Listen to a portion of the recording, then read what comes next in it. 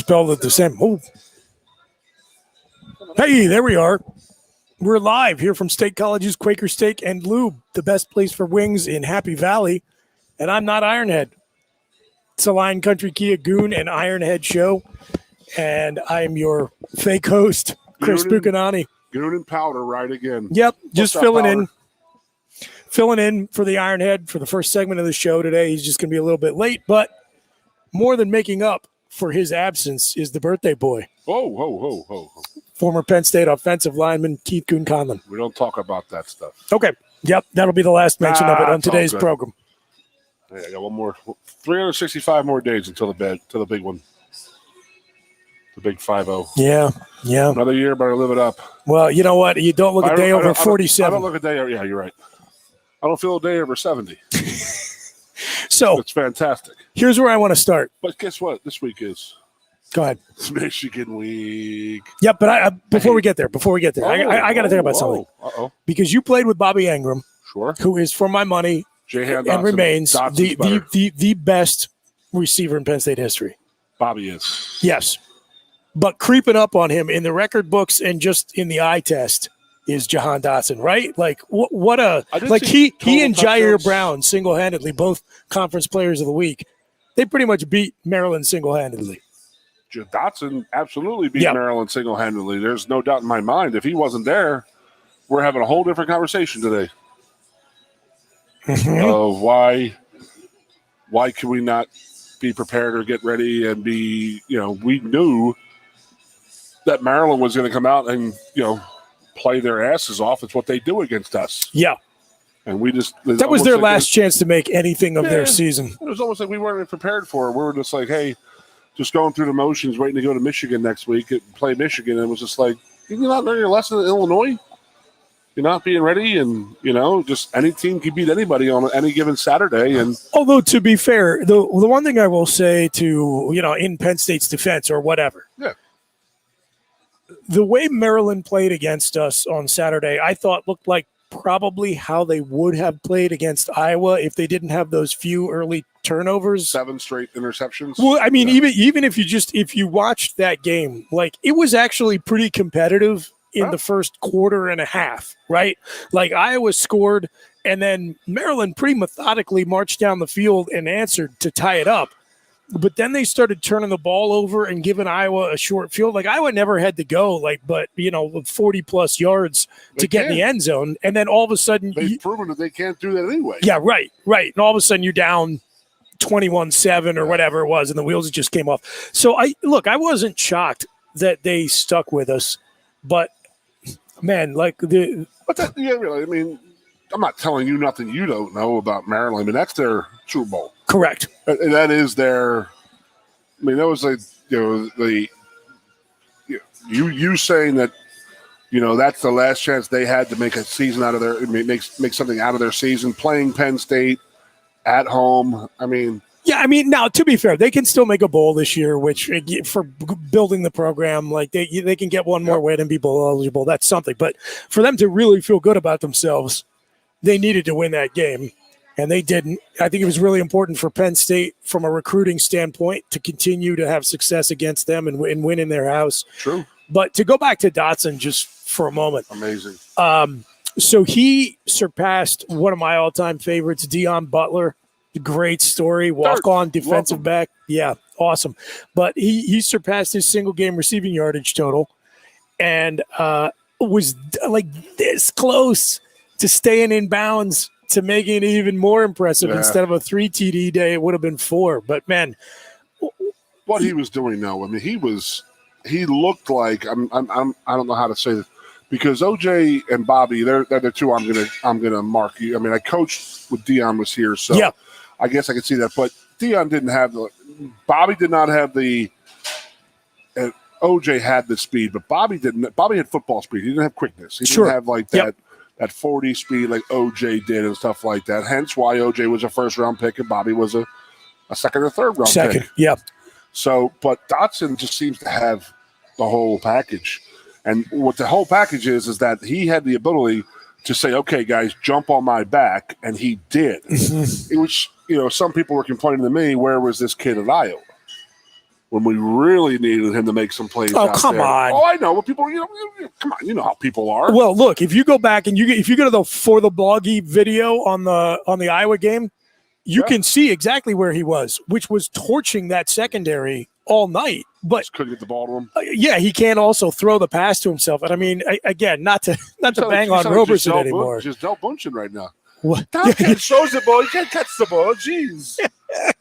But I mean, I feel not to bang on Roberson anymore that he's already gotten the abuse. But those passes were so off the mark.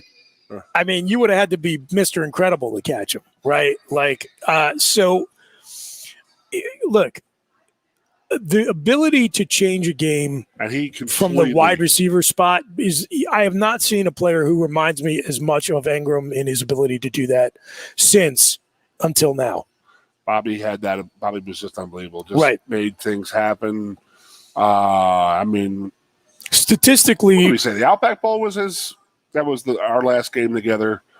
Our last game here at Penn State, and he just dominated that game in 6 feet of water. In a pouring rain. I mean, that's how Jahan was the other night. That he just dominated. He was just uncatchable.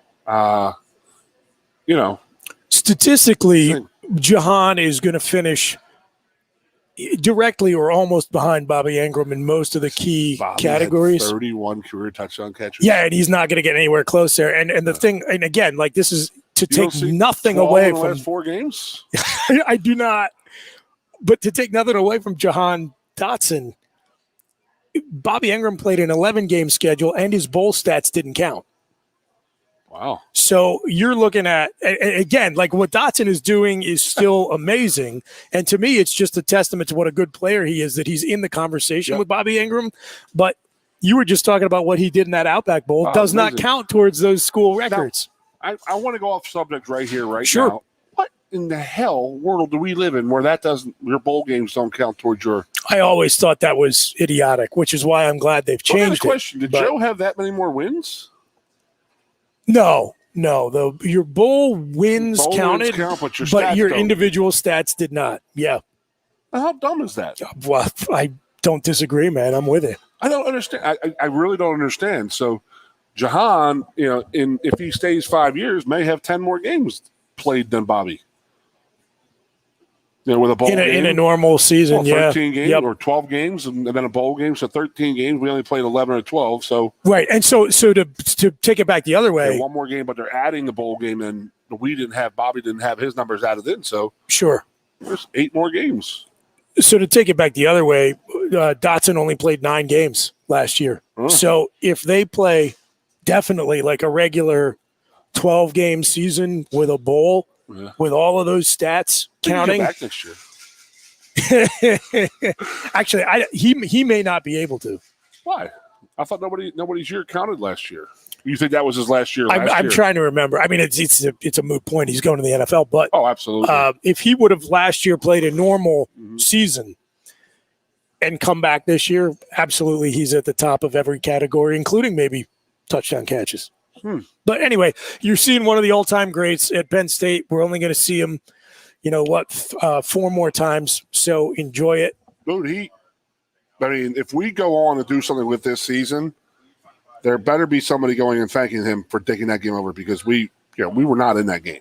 And for coming back, he absolutely could have gone and been in that game. Yeah, he could have gone last year. He could have been probably like a 3rd or 4th round pick last year. Now he made himself a lot of money this season. He's going to be a first rounder, no question. I mean, he's going to have all. I mean, who's really stepped up as the Biletnikoff guy? Well, that's about where I was about to go. So Bobby Ingram, as you know, won the inaugural Biletnikoff Award, and Penn State has not had a Biletnikoff winner since. I think we break that streak this year. I think the only other guy, because the Ohio State guys have kind of the wealth has been spread around where none of them has stood out. There's the kid, I'm going to forget his name, from Northern Illinois, who's the only other player. Roberson or Robinson. I can't think of it. He had 4 touchdowns last week because I was watching him action last week. And I was like, man, this guy's they can't block him. They can't catch him. Statistically, he's put up better numbers than They're not going to give it Dotson, to a kid from but yeah, I mean, Northern come or on. a kid from Penn State, in my opinion, right? Which again, when you have to go up against Auburn and Ohio State and Michigan State and Iowa and all these good Power 5 defenses, I think you need to get credit for having done that. Wisconsin, and so I don't know that he is hands down the favorite in a non-biased view, but in my mind, he is. I would agree. I mean, he may even be the top wide receiver coming out for the draft.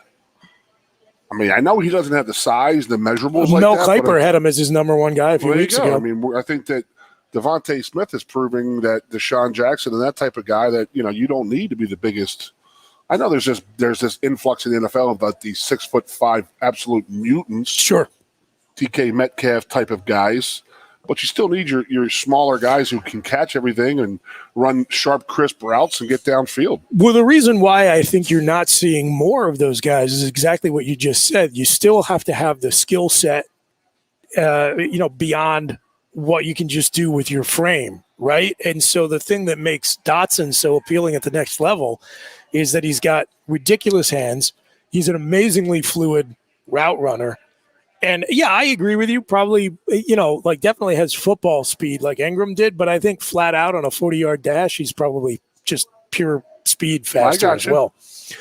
So, what about Hamler? I mean, Hamler was that same guy 2 years ago, or even last year. Was it last year he was, or 2 years ago? 2 years ago, he was a second round pick. Yep. But I think undersized guy, catch everything, control a game type of thing. But I think that Dotson's better than him. Yeah, I think Dotson is a more complete player. Boy, was that a good game by him. And needed, I'm telling you. I mean, I go back. I know you're too young to remember the whole 86 season. Mm-hmm. But I remember sitting there, and my cousin was a student here at Penn State, and we would stay at his house when my brother was playing. Richie Enal's his name. And after the 86 game versus Maryland, when Duffy Cobb broke up the 2-point play, he looked at outside of the tailgate amongst all these people and this and that. He said, I'm going to tell you this much right now. If Penn State surprisingly, happily, and magically goes on and wins the national title this year, Duffy Cobb should get his own freaking trophy. So that was very similar to what Dotson did and put this team on his shoulders and said, let's go, get on. I'm taking you. And he controlled that game and won that game. So what you're saying is touchdown. We only won by 7 points. Correct. What you're saying is or 10 points, sorry. Penn State goes on to win its first Rose Bowl since you guys won in 95. Did we win one in 29 or 20 or 23? Did we win that one? So we have one win at the Rose Bowl. Correct. Yeah, we're 1-2. Well, actually 1-3 all time at the Rose Bowl. You have to go way, way back. We lost one We're turning into Bo Schembechler coach teams now. Well, in the Rose Bowl, maybe, but we have a chance to go back and even it up. So that's where I wanted to transition and talk about it. So, because of Purdue's win over Michigan State on Saturday, it is now set up that we probably need to be 100% confident. We need Iowa to lose one more because you would like to see Iowa and Wisconsin finish with with the same record.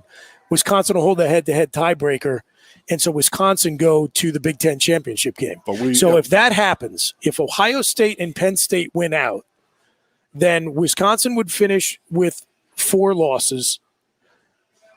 Ohio State would go to the playoff, and Penn State would then be most likely in any realistic scenario, having had wins over Michigan and Michigan State, would be the next highest ranked Big Ten team, and we'd go to the Rose Bowl.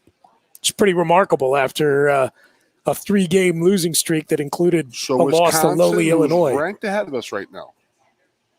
But you think they would lose to Ohio State and they would drop below us? They would have one more loss than Penn State, and Penn State would have the head-to-head.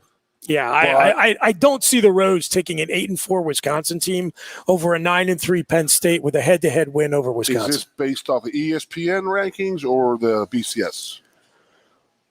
Well, so it's technically the bowl's discretion. Okay. They usually do not deviate from the playoff rankings. Okay. But again, I would feel very, very comfortable with Penn State having that head-to-head over Wisconsin. We always have the caveat of that we travel so well, so they would take us. If it ever came down to us and a lot, like 99% of the schools, but I'll tell you right now, Wisconsin travels well. They really do. So it wouldn't come down to something like that. So it would have to be something, they'd have to lose a fourth game. So you're saying Wisconsin wins out, loses to Ohio State in the Big Ten title game. Yeah. They would drop below us, but we have to win now. We have to beat 2 top 10 or top 15. Yeah, that's the thing. Like, we're going to jump because of that. Yeah, like you were looking at, you have to get wins over Michigan State and Michigan. Michigan's going to be a top 10 team when they come in here this weekend. And Michigan State, in this scenario, would have two losses because you need Ohio State to win out as well. They play Ohio State. They had 3 losses. Well, their third loss would have to be to Penn State. Yes. So, but you would have a win over a top 10 team and a win over probably like a top 15 team by the time you face Michigan State. They would drop a little bit more. But you would think that along with the head-to-head versus Wisconsin, it puts Penn State ahead of the Badgers. Now, with all that being said, they could end up in New York City also. Absolutely. Absolutely. Crazy. Yeah. I mean, they could totally, this could totally go off the rails. Yes. And when we could get the wonderful consolation and prize I'm going to sit there and of say the Vegas it was Bowl. going off the rails at about halftime of that game this past Saturday. Yeah. Until Dotson came in and said everybody's bacon. Mm-hmm. Now, I think that may have woken our I hope it woke our kids up to realize, hey, we just can't go out there and play and roll our helmet. Like Joe would say, roll our hats out there and they're going to bow down. It's not going to happen. If we go out and play sloppy this week, Michigan's going to trounce us. I think the problem is that this is just the team is what it is, man. Like, it's a defense that will keep us in every single game and an offense that cannot run the ball against anyone. And so at that point, you're pretty much hoping for Jahan Dotson to be great and Sean Clifford to be pretty good. And to his credit, that was not one of Sean's better games against Maryland, but he made good decisions and did not put the ball in peril. And so therefore did not force our defense into defending any short fields. And, to me, like, I would love to have Auburn game Sean Clifford every week. But if we're not going to have that, his strength throughout the 2019 season was making good decisions and not turning the ball over. That's a baseline I'm happy to take because, look, this offense is not all of a sudden going to become two-dimensional and not dynamic and figure out how to run, having not been able to do it through the first 9 games. Valid point. Right? I mean, I'm waiting for the time when our defense comes off the field pissed off at our offense. I mean, I don't know. I haven't seen anything of that sort, but I've been in enough locker rooms to know that if you're not scoring points and they're constantly out there killing themselves, saving the game, saving the team, keeping the game close, there's going to be mounted frustration. I mean, that was Ohio State 101, Illinois to a T when that was going on. I mean, Iowa's a fluke, obviously, with Sean getting hurt, so I wouldn't blame the defense on that one or the offense. But the Iowa game, the Illinois game, our defense had to have been on that sideline MF and dudes on offense. Yeah. There's no doubt in my mind. Like, what did Noble say? Like, dudes are getting swung at in the locker room. Mm-hmm. I mean, it was to that point where they were 9 overtimes, 3 yards, get 3 yards. That's all we're asking. I mean, our defense gave up 352 yards rushing to Illinois, most ever at Beaver Stadium, but they only gave up 10 freaking points. 10 points. That's insane to think about. So, I mean, defense can keep us in it this week, and our offense has got to go out there and just be productive. Like you said, don't put the ball in any kind of peril. Don't lose the football. Go back old school. Special teams, good defense, and, offense don't screw up. Yeah. I used to know a guy who talked like that a lot. Well, look, I will say this. Huh? Just like I don't think the identity of the offense is going to change. We know what they are. I think in terms of the character of this team, we also know what they are. If the locker room was going to splinter, it would have done so by now. It already would have been done. Now, maybe things can go off the rails if you don't win this weekend, because at that point, what you have available to play for is way narrower than where we're at right now. Like now, we're looking at a relatively high degree of likelihood, like 25+% chance we take care of business. We're going to the Rose Bowl. I mean, we need two things to happen. We need Iowa to lose one more game, which seems not impossible given their limitations. And we need Ohio State to win out, which, again, they look like the best team in the conference right now, although maybe more flawed than they are otherwise. There's a lot left to play for. If you have a top 10 Michigan team come in and get the dub against you, then, maybe the finger pointing starts. But I will say this game I'm going to back you up there. Yeah, go ahead. There's probably some finger pointing at halftime the other night. Maybe. Had to have been. Maybe. I'm telling you, man. I mean, there was definitely, because it was just not happening on offense again. Yeah. And I think that Dotson and Clifford just went out there and said, "Okay, we're gonna fix it. We're just gonna take care of it." Yeah. Yeah. I mean, there's no doubt in my mind. I mean, again, you're saying if we lose to Michigan, it's going to go off the rails. I mean, that baby was off the rails Saturday afternoon, this past Saturday, and it could have gotten much, much worse. And you should have your most likely your Blitnikoff winning All-American wide receiver took the game over. So yep. And in my opinion, this game is still more important to Michigan than it is to Penn State. Because whether Penn State wins or loses, and look, it would be amazing to be able to add a double-digit win season and another New Year's Six / Rose Bowl to the resume. Yep. But if James Franklin's not coaching us against Purdue to open the season next year, it's because he left. Dissatisfaction with Jim Harbaugh is already at pretty high level in Ann Arbor. And the guy had to take, in my mind, like this unprecedented move of accepting a pay cut in order to stay at Michigan in the offseason. It happened yesterday again with Scott Frost. I mean, I was just going to say Jim took the shrink wrap off. Yeah. Now other guys are going to be presented with the same offer. They're just like, I could do that? Thanks. Exactly. But if Penn State beats Michigan this weekend, Jim Harbaugh is staring down the barrel of 0-3 this year against Michigan State, Penn State, and Ohio State, and losing records to all three of those teams after 8 years in Ann Arbor. Like, I think the pressure is going to be turned up pretty high, especially if they were to go to a bowl game and lose. And what started as a 7-0 season finishes as 9-4, 8-5. So the same boat we are. Yeah. But I don't think he has the as large a leash as James has with us. He's got a longer leash. Right. Because I think that Jim Harbaugh is already on double-seater probation. Yep. From last year. But excellent point. I mean, my personal opinion, I just don't see Michigan getting rid of him, even if he does lose to Penn State and Ohio State. I agree.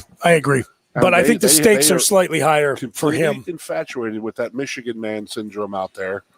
Well, and look, just like people say with Scott Frost at Nebraska or James here, when there are folks who get frustrated with him after losses like the Illinois game and they want him fired, the question is, who are you going to get who's better? Who's going to go in and fix the built-in problems that Jim Harbaugh hasn't quite been able to figure out at Michigan any better than he might be able to? Well, okay, we got the Ironhead here. We're going to jump to a break. It was a pleasure, Goon. We need to talk about the Steelers, man. Jeez. Yeah, well, I guess I'll tell Ironhead. Yeah, we're done. We're done with the Steelers. You guys can spend. Talk's already over, Ironhead. We're done. You can spend a half hour talking Eagles Chargers. Ooh, baby. It's the Lion Country Kia Goon and Ironhead show. We'll be right back. Lion Country Kia is offering exceptional deals on your new Kia during Kia's Command the Season event. We have a nice selection on the 2021 Kia Sportage with various options and prices as low as $26,800, saving you $3,000. Or if you demand big power and towing capacity, slip into one of the 2021 Kia Sorrentos available on our lot, starting at $32,680. Discover why Kia drivers throughout the area come to Lion Country Kia or visit online at lioncountrykia.com. Quaker Steak and Lube is throwing open the garage doors and setting up the umbrellas. It's patio season. Come enjoy great food, drinks, and fun in the sun. There's always something happening at Quaker Steak and Lube, but we're really amping up our event calendars for our favorite time of year. Visit thelube.com to find out what's happening at your local lube this season. Lunch, happy hour, dinner, or late night, indoors or outside, at Quaker Steak and Lube, you'll always find big flavors, friendly faces, and lots of fun. Hi, Johnny Broom here. If you're in the market for a new Hyundai or a pre-owned car, truck, van, or SUV, nobody beats a Blaze Alexander deal. But don't take my word for it. Hey, Goon says tell him Johnny sent you. Hey, tell him Johnny sent ya. Tell him Johnny sent you. Wait, tell him Juan or tell him Johnny sent you? Tell him Johnny sent you. Here at Bill Pickles Tap Room, we say, tell him Johnny sent you. And remember,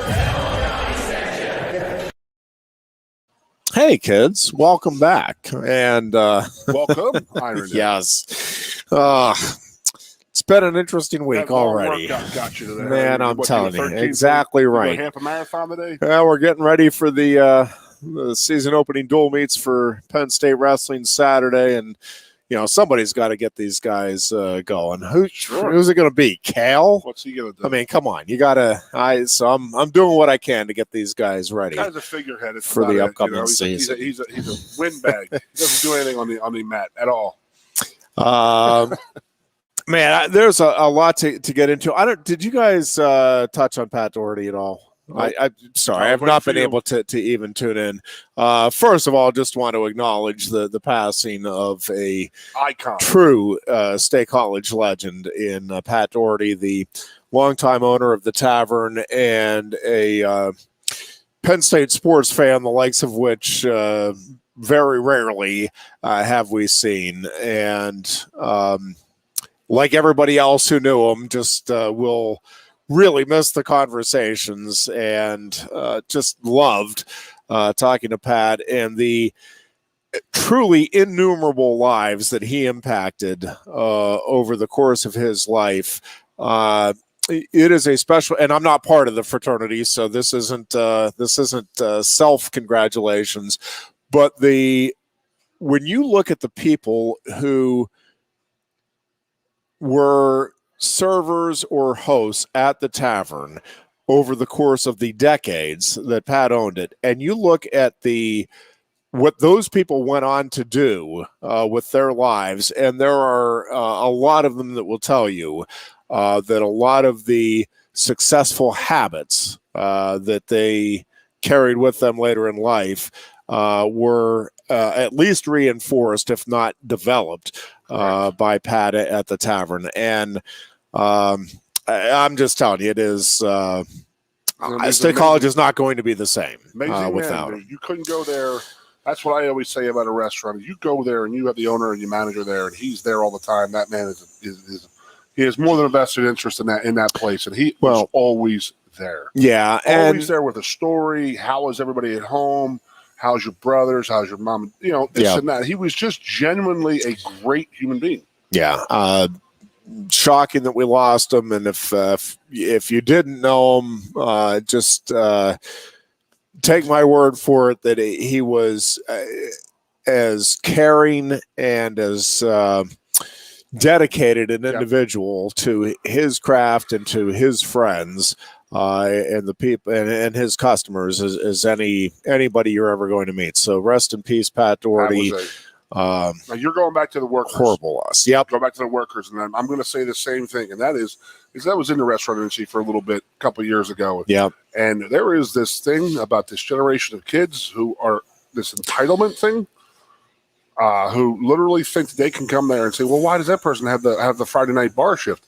Well, Chucko, you just started here a week ago. Why would you get that? Yeah. You know what I mean? You're down in the pit. You're doing that. But Pat, every one of those people that worked for him, you started off as a host. Then you were a busser. Then you were a server. And it was all about progression. Yep. He trained you from the bottom up. You were bussing food. Yep. You were bussing tables. You were showcasing food. Then you became a server, and that's when you started making the real big money. So you had to put the time in with him at the Tavern, and then it paid off in the end. But you're exactly right. Everybody I know who ever worked there, one, is completely distraught because of Pat is such a good man, and two is just what kind of people they are because of what Pat taught them. Yeah, I have numerous friends, classmates, and actually kids of friends that have come through what I call the Tavern program. I have a very good friend of ours. Daughter is as a hostess at the Tavern right now. Yeah, you know what I mean. It's fantastic. So, what the hell else? What I want to say? Okay, so I always tell the story of we were always so lucky with Joe because our stuff never changed. You know, from 1966 to 2011, by the way, Joe was fired today, by the way, 10 years ago. Yep, today. So those times, I could talk to a guy who played in 1968, and then we could sit there and break Joe's balls about how he was busting our chops for years upon years, and it was the same type of situation. And then, you know, when you went back to Penn State, you know, you had the same coaching staff there, you had the same equipment manager, same strength coaches, all this and all that. So I always thought Pat was like Spider. I was like, anytime you got back to town, you had to go to the football building, but the first person you go see in the football building, you go see Spider. Yeah. And everybody who worked for Pat always wanted to go see Pat. Yeah. Always wanted to stop in. And they may have been there for 10 or 20 years, been gone, raising children. It was their first time back 20 years later. And they would walk in and Pat would be, hey, you know, everything would be caught up overnight. Yeah. Just a good human being. And sad to have lost him. Yeah, and a terrific golfer, by the way, back in the day, like outstanding. Uncle Larry said he was a scratch golfer. Yeah, ended up giving it up later in life, but was a phenomenal golfer. Yeah, for years. So again, rest in peace, Pat, yeah. and Facebook, we will Uncle Larry dearly miss him. Has a Pat Doherty memorial. Wonderful. Right now. Yep. People are just putting pictures upon pictures. No, it's and you just see it through it's the same pictures over and over with the same people, and it's beautiful. Yeah. You know what I mean? It's people bringing their kids in. Pat's holding the kid, you know, this and that. You know, I met my husband here when I was working here. I met my wife when I was working here. I mean, the Tavern is an institution here, unlike any other restaurant in this area, I think. For sure. Nope, for sure.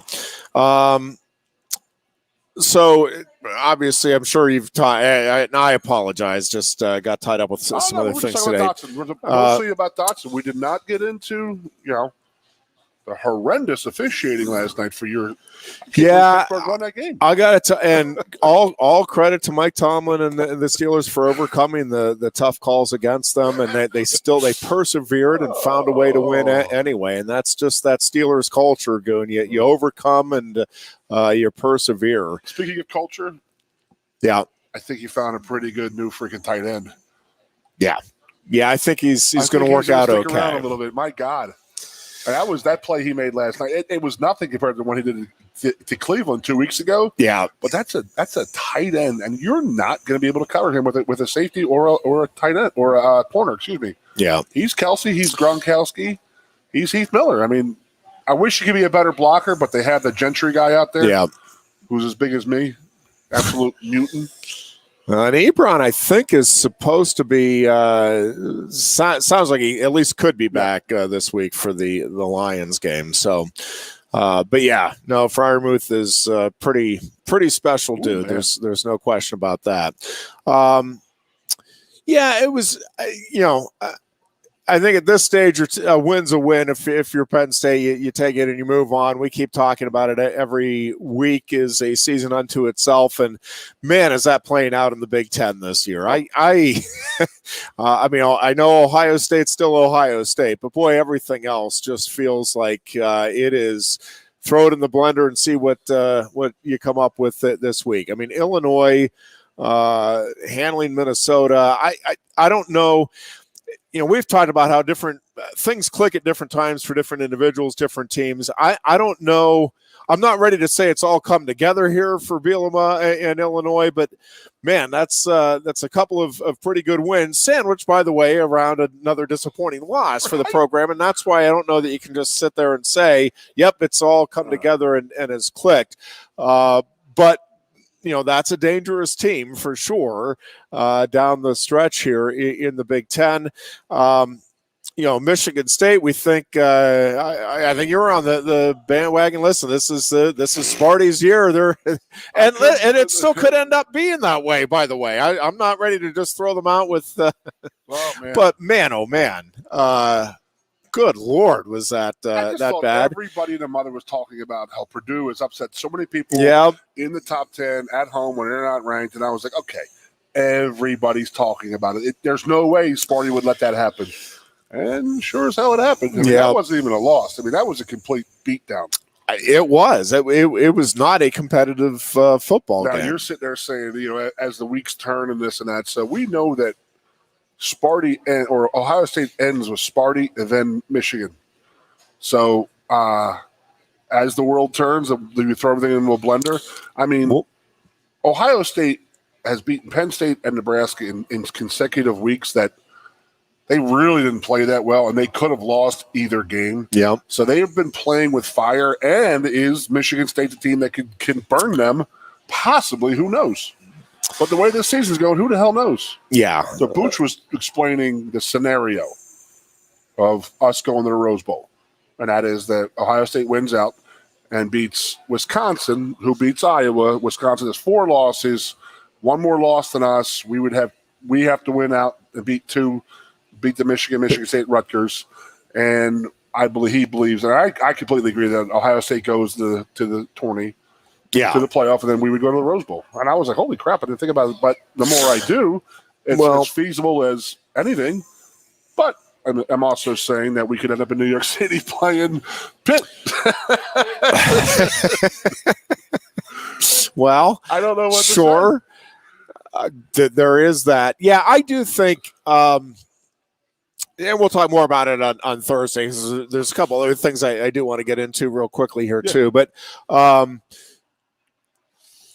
have a very good feeling again, which ought to scare the bejesus out of everybody. But I really do. With this Penn State Michigan game Saturday, I just and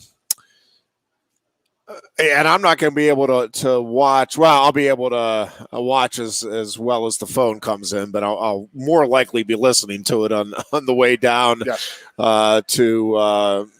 I keep wanting to call it Spooky Hollow, Spooky Nook at Manheim for the first 2 dual meets for the Penn State wrestling team this weekend. But there's a town named Spooky Nook. Yeah, it's just it's a facility. Nice. Yeah, named and it's.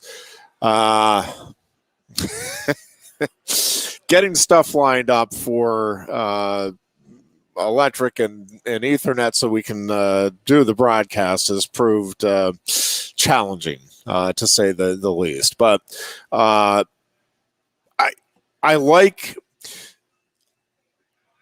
where Penn State's at right now in terms of, and listen, I'm not thrilled with the overall performance against Maryland, so not what I'm thrilled with. But I like the fact that this team and program now has been through what it's been through, that it has a chance to be back at home in front of what should be a very good crowd again, and with a very meaningful game. And I think it's a game that, I think Michigan is feeling like it has to win coming in here for its coach and for its season after the expectations and then losing to Michigan State. Whereas I really do think Penn State, and I think Penn State still, I think it wants to get to the 10 wins. I don't know whether they're openly talking about that as a goal, but that has to be a goal. And I think the Rose Bowl, I hadn't really sat down and thought about the scenario there, but just with the way the season's playing out, yes, if Penn State wins out, whether it's the Rose Bowl or it's going to be in a very good bowl, in a very good position, just because of the obviously the fan base that it's going to bring, the eyeballs of the TV set. And again, outside of the Illinois loss, the games that Penn State has won and lost, again, are reasons for bowl teams or the Bulls themselves to be interested in Penn State. Even the losses to Iowa with the circumstances there, and then to Ohio State, which again, if the Buckeyes went out, you're talking about a playoff team. Again, the Illinois game is the one exception there, but everything else, it's like, well, no, this is a really attractive team, and I think you take a mulligan as far as a mulligan can be taken in college football, but in terms of getting Penn State to a significant bowl game, you win out. That's going to be 2 good wins over Michigan and Michigan State. Maybe not what we thought it could have been a couple of weeks ago, but still 2 good wins. And again, I think Penn State still has a lot to play for, but I also think it can just go out and play. There's not there's not the ultimate objective anymore in front of you, and I think there in some ways that can be releasing. And 100% the same breath, Michigan's sitting there talking to me and you saying, okay, well, we win out. We're still going to the Big Ten title game. Yeah. I mean, there's so much going on in this game this week for both of these programs. Can I say it's almost like a fork in the road for both of those programs? Yeah, it does feel. No question, it's a big game for Penn State, and after the start Penn State had, obviously, 9-3 is going to be disappointing, but 8-4 or 7-5 would be. Would feel borderline disastrous to fans, right? Like I think you need this win to get a marquee victory back under your belt after things fell apart here, and set the stage again for meaningful games with Rutgers, and then especially with Michigan State at the end of the season in terms of what will be at stake for this year's Penn State team. But I like the way this team. I think figured some things out against Maryland. I think Clifford's going to keep getting healthier. He's still not. They're protecting those ribs for a reason. Like, and you can still see the wrap under the jersey and all of that. So, hopefully, as he continues to get healthy, he continues to play. Even better than he did against Ohio State. It was a so-so game for him, I thought, against Maryland. Yeah. But Booch said it right. He goes, he didn't put the ball in peril. He did a good job. Turn the ball over. We didn't turn the ball over. We sure as hell can't run the freaking ball yet again. But again, we're talking earlier. I know I'm just repeating, but we talked Michigan. That's Maryland's big game of the year. They love playing Penn State. They love doing that. There's nothing more they would have liked better than to upset us and just have that in their season, because that would make their season. Yeah, beating us. But it's our job, and it's going to play all of those teams. It's going to be the same with Rutgers in a couple of weeks. Absolutely. And I know Rutgers got its doors blown off this past Saturday, but again, it's those two programs. Unfortunately for Penn State, they circle the Penn State game more than any other, including Ohio State, on the calendar because of the proximity and the history and all of that. Rutgers played Michigan this past week. So and it was beat the bag out of them. Not a competitive game. Couple of things just wanted to acknowledge over the weekend. Center County Sports Hall of Fame inducted its latest class, and I was honored to MC that event again. And just 12 truly remarkable individuals. And it was so long overdue, and so many people had a hand in getting that thing going. 5 years ago now, 5 or 6 years ago, but it is just fun for me as somebody that loves Center County and loves sports, just to get acquainted and reacquainted each year with the history of sports in this county. And the fun part for me is it's wonderful meeting and learning about the individuals involved, but to hear the stories and to have some things put in context with individuals who were there or heard stories from their parents about what was happening when some of these programs were started and everything, just a lot of fun. There were some great stories told. The one I wanted to share. So Bucky Queasy went in, as did Beth Devlin, and Beth Devlin was a terrific softball player at Bellefonte and then at Penn State. It still has the single season ERA record. And so she went in, Beth Devlin Coyne, with Bucky, and Bucky was her coach. But before the Bald Eagle area Bellefonte game every year, the players would TP Bucky's house. And one year, I guess there was like Halloween colored toilet paper. So they had but it was orange and black, and they thought it'd be funny, better than just the white toilet paper. Well, it rained that night. And as Beth put it in the video, Bucky's house looked like an Easter egg, Oh. and Terry Bleeding everywhere. was not thrilled. We'll put it that way. His wife not thrilled at the time, but congratulations to all of the inductees, and thanks once again for the poor judgment by those involved to let me be involved with it, because I truly do love that opportunity every year. Yeah, well, there were 12 inducted. No, it was 12 inducted. There's I think eventually we'll start inducting some smaller classes, but again, we're playing a little bit of catch up here with 2020. Yeah, well, no, with a century's worth of Center County Sports Hall of Fame. Gotcha. When you compare it, a lot of the county Hall of Fames throughout Pennsylvania were started in like the 60s and 70s. Yeah. So, you're playing catch up trying to get, folks who have long since passed, as well as truly legendary figures that need to be in there. So, speaking of legendary, a lot of fun. And Center County, is Joe Humphreys in it? Oh yeah. Okay. Yeah, he was. Him and Pat. He was one of the very early inductees. Picture right there, Joe Humphreys and Pat Doherty sitting at the bar. That was a fantastic picture I saw. No question. Yep, Joe was there yesterday or Sunday, and as always, just a lot of fun. Human beings on this earth. It is so much fun getting to catch up with him really every time. God, he's a good man. He is. So again, congratulations to all of the inductees. And then, with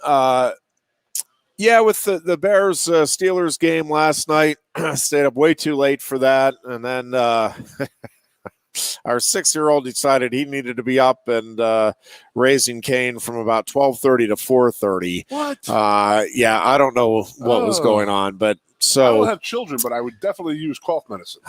It was, it was again, I do not have children. A rough evening. Put it that way, but the Steelers get the job done and get the victory. And listen, they overcame the Dirty Bears. The horrific play by the Bears. Thankfully, the referees were there to try to. Oh my gosh! Almost took his legs off, and fortunately, the officials. Not going to put up with that. Yes. And then my poor Steelers are just standing there on the sideline, and they're getting taunted unnecessarily, mercilessly. Yes. And again, thankfully, the officials step in, do the right thing, and make sure that this game is on the up and up. So good job by the officials last night, making sure that this game is called the way it should be, the way it's intended, and the Steelers move on, get a fourth straight win. Yes, sir. So I completely understand that he was called for taunting because he was looking at the sideline. He wasn't saying anything, but he was taunting, and that's their rule, is they are really looking for that type of stuff. Yeah. But why in the hell was the flag not thrown until the referee hip checked him? That was the weirdest thing. The referee couldn't get the flag out. Is that what you're thinking? Oh, yeah. He just couldn't get it out. He saw it right away, and he knew, it was, yeah. I mean, I thought those I thought he was flags. getting it for the jump spin kick, sack dance that he gave. I thought it was more of a mock of T.J. Watt and one of his 62 sacks last night. He might pull a hamstring if he has that many sacks in the game again, having to do that kick thing. But, yeah, I mean, I understand it, but, I mean, I don't understand why the referee did not throw. Are you serious? You think he couldn't get the flag? I don't know. I mean, why would he? He's holding it, and then he throws a hip check, and then he throws it. I mean, it's almost like he couldn't get it out of his pants and to throw it. That's what I would think. Yeah, I don't know. The optics of it were horrendous. No, it was a lot of other stuff. I mean, Fields was getting hit. Yeah, dude. If that was any other quarterback, a non-rookie, a non-running type of quarterback, I mean. The point of emphasis on the year is taunting, but a point of emphasis is also on the quarterback hits. No question about it. Yeah, it was inexplicable. I mean, in all seriousness, no idea. It was. Listen, I enjoy any time the Steelers win, and I'll take it. But between the officiating and the Monday night crew, do you remember? Because I do remember. Well, And listen, I grew up, part of it is the whole landscape has changed. And I mean, when I'm growing up, I mean, Monday Night Football was everything. Like, it was a huge deal. And I think I'm forgetting now, was it Tomlin or Roethlisberger that was talking going into the game about, I think it was Roethlisberger talking about, he remembers, and I have the same memory as a kid. It's like, come on, Mom and Dad, you got to let me stay up at least watch the first half. And it was always a battle and an argument, and it was a big deal. Just to be able to see the open, and that was always the big thing. But it really was at the time, and you could love Howard Cosell or hate him or whatever, but it was the standard in the industry. The production of that Monday night game was as good, if not better, than anything else out there. The announcing was better. I mean, and it was, and again, for a number of reasons, not under Monday Night Football or anybody else's control, it has changed. It is not it's still a big deal, but it's not the marquee event that it was, where, again, you had 3 networks and one of them every Monday night was focused on this, and you weren't able to watch all of the games the way you do now. So, some of those teams on Monday night, this was the only time that you would get to see them unless they got to the playoffs. When you compare that to what happened last, I mean, it really was, and again, I'm a Steelers fan, but man, it was rough between the officiating and the announcing and the production. It's just not.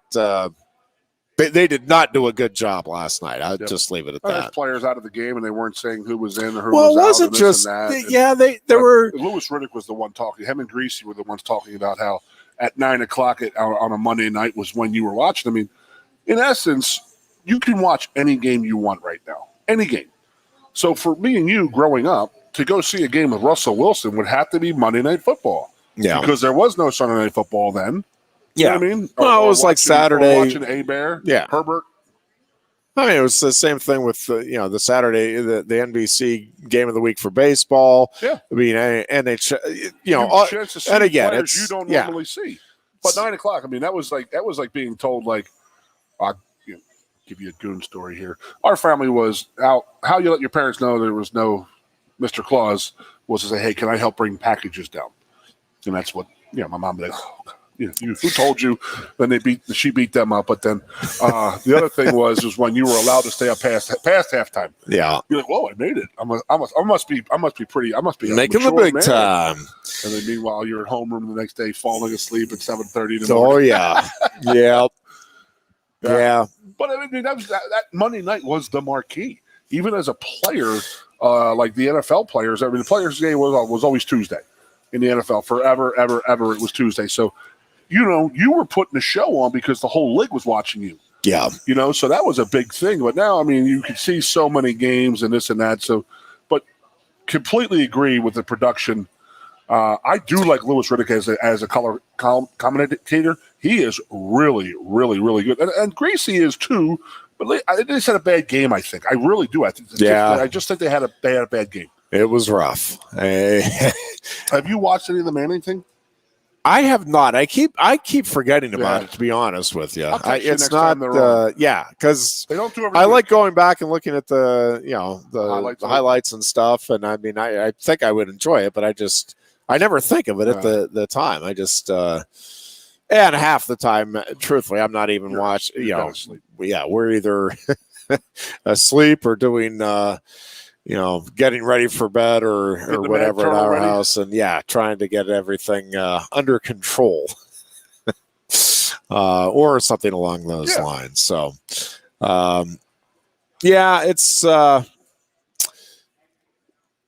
it's going to be interesting to see that AFC North, because I thought the Ravens and Vikings were headed to a tie, and then the Ravens end up pulling that thing out, so they're still a game up. But if the Steelers can take care of business against the Lions and then get what would be a good win here against the Chargers the following week, I'm telling you, it is an if. Here's the one thing, and Mike Tomlin brought up at his press conference today.